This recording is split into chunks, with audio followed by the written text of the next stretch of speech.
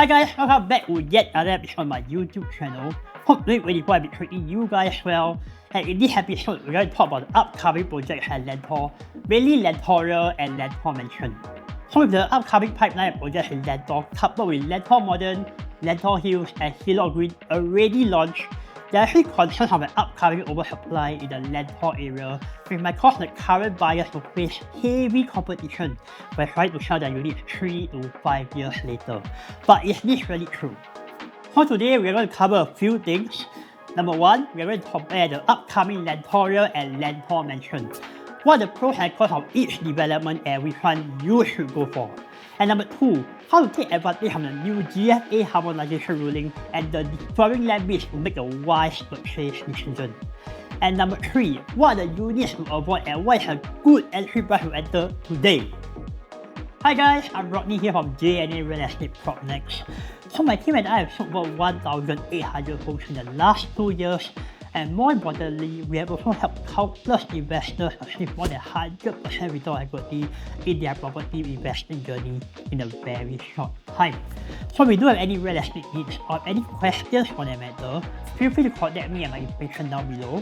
If not, let's head on to the video, shall we? Let's go! Okay, first and foremost, let's talk about the land plots in the Lentor area first.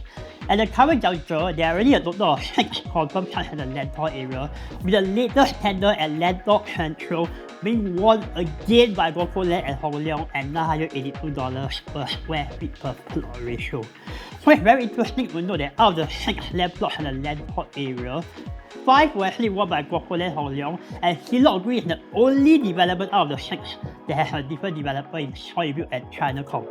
So in totality, we are going to see there will be approximately 4,000 units in the Lentor Enclave by the tail end of 2028. So with this, you now know 2 things. Number 1, Lentor is an area where it's monopolized by a single developer. And number 2, there will be about 4,000 units in the supply pipeline by 2028.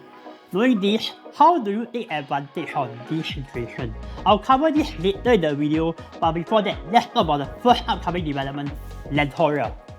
Lentoria at 10,819 square meters is currently the smallest piece of land among the other 4, Lentor Modern, Lentor Hills, Hillock Green and of course Lentor Mansion. So how big is Lentoria exactly? So we have been to the Hill Haven show plan at Hillview. Hill Haven had a land size of 10,395 square meters, and that will be very similar to Lentoria. However, there are some main key differences between the 2 developments that you have to take note. If we look at the site plan of Lentoria, you will see that unlike Hill Haven and similar to Hillock Green, it does not have enough land to actually build a tennis court or even a pickleball court. But on the flip side, Lentoria has a basement parking and is not stuck with a multi-story car park like Hill Haven. If we look at the block-to-block distance, it's also relatively decent at 20 to 25 meters as compared to Hill Haven's average of only 14 to 15 meters. For the northmost facing stacks, I believe we are able to get a decent 30 meters for Lentor Mansion, and the south facing unit seems to be the most ideal orientation and is 28 meters to Yio Chu Kang Road. So this will give you about 40 to 45 meters to the HDB Block 601. So again, if you look at the facilities, it also does have a decent 50 meter lap pool, a kids pool and 2 barbecue pits. I think in this day and age, right, that's a minimum requirement of the mid-sized condominium. Any lesser, it would really be a boutique development with apartment status already. So now that I've shared with you about Lentoria, let's take a look at one of 2024's most exciting development, Lentor Mansion. If we look at the site plan, you will see that the blocks are spaced out very evenly. There's enough space for tennis court to be tucked at the corner, 3 different pools, and a lot of the land is located for greenery and landscaping. So I've been there at the show plan, I would say that this development reminds me of a mix of multi-modern and also a little bit of Lentor Modern. So the theme of the development is to try and replicate the serenity and the nature of the black and white colonial group class bungalows, and the clubhouse is actually a replica of such. And more importantly, there's also a childcare center, and all the units are also facing a true north-south orientation. So the south facing unit will get to enjoy unblocked landed views, which is a huge plus. Okay, so now that we have seen the site plan, let's talk a little bit about the land size of Lentor Mansion. So Lentor Mansion is sitting at 21,866 square meters of land, and that's more than double the size of Lentoria, but it has less than double the units.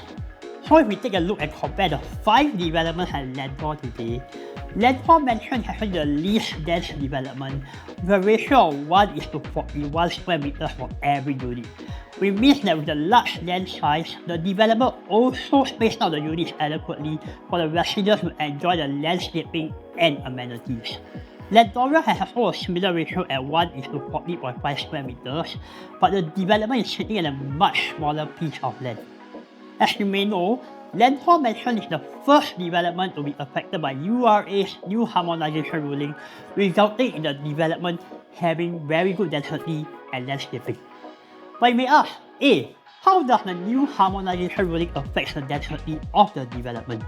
Let's find out. So before the new harmonization ruling, areas like aircon ledges used to be a way to wring more cash out of home buyers. Previously, buyers may have felt cheated when buying a new condo because aircon ledges counted towards the square footage bought by homeowners, but not towards the total GFA of the project. Thus, developers tend to build unnecessarily large aircon ledges or strata areas so consumers will pay for those areas.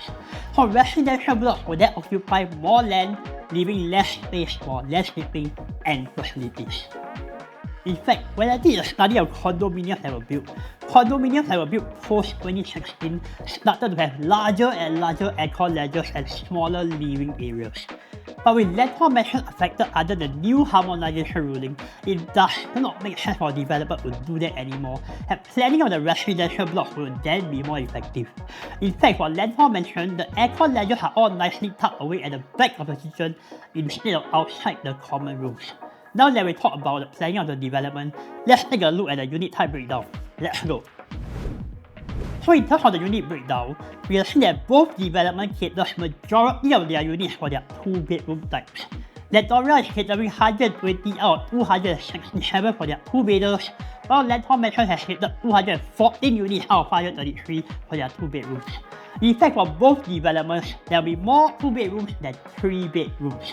And if we look at other developments in the Lentor area, Lentor Hills has 219 units of 2 bedders, Lentor Model has 231 units of 2 bedders, and Silong has 193 units of 2 bedroom types. So for all these developments, majority of the units are actually catered for 2 bedrooms. And the main reason why the developer is doing this is because 2 bedrooms will be a more palatable quantum for buyers who want to enter into a new launch market today. But if you're looking to buy a 2 bedroom for investment, you might be faced with an issue of oversupply with all the development TOPs. So be prepared to face heavy competition when offloading your unit if you decide to buy a 2 bedroom in either of these developments. From here, with Lentor Mansion looking like the clear choice over Lentoria, does it mean that you should skip Lentoria altogether? And that might not be the case, you know. Watch on to find out why. So remember we said that Broco Land and Hong Leong won a tender of 5 out of the 6 land plots in Lentor. So this essentially creates a developer monopoly around the whole Lentor area. Even though Lentor Mansion is one of the cheapest GLS in recent years, the developer is unlikely going to price a unit at Lentor Mansion according to such. And why do I say that? The strategy of the developer is to price Lentor Mansion as a luxury development over a more mass market development at Lentoria. If the developer knows that Lentoria will not see as much demand as Lentor Mansion, then chances they will launch Lentoria at a more attractive price, even though the land at Lentoria is more expensive. And this is one of the main reasons why 17th February will actually be the start of the preview at Lentoria, while Lentor Mansion is yet to be announced at this current juncture. So the developer will actually gauge the response on Lentoria first before adjusting the price on Lentor Mansion accordingly. So for those of you who expect Lentor Mansion to launch at a cheaper price just because a developer bought the land cheaper, you might actually be disappointed as they might actually price Lentoria lower and drive their profit margins up with Lentor Mansion instead. And last but not least, the question of most buyers' mind is that when buying to a Lentor area, will there be an issue of oversupply in the future? So the answer to this really depends on 2 things. the unit type that you buy and the entry price that you buy the property at. If you were to buy a 2-bedder at Lentor Mansion or Lentoria and you want to sell it right upon TOP, there will definitely be a lot of competition because not only the majority of units built in Lentor are 2-bedders, there will also be competition from Lentor Hills, Lentor Modern, and Hillock Green, buyers that actually bought earlier than you. Even with the agents telling you that there will be 55,000 flats hitting MOP status in the North area in the coming years, the question you have to ask yourself is, will HDB upgraders actually buy 2-bedders? So let's take a look at the transacted pricing of the developments at Lentor.